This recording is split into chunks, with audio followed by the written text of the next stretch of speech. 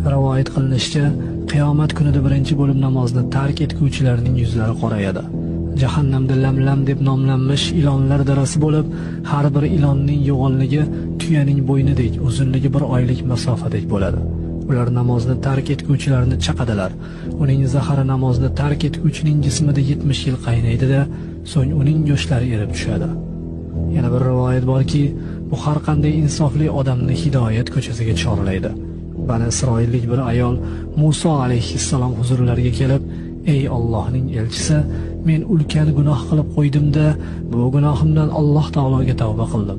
Allohdan tavbamni qabul qilib gunohimni mag'firat etishini so'rab duo qiling" dedi. Muso alayhissalom undan "Nima gunoh qilding?" deb so'ragan edi. U "Ey Allohning payg'ambari, men zino qilib bola tug'dim-da, so'ng uni o'ldirdim" dedi. Shunda Muso unga "Chiq bu yerdan, ey fojira, yana kasofating tufayli osmondan olov tushib bizni yondirib yubormasin" dedi. Ayol payg'ambar huzuridan qalbi o'ksgan holda chiqib ketdi.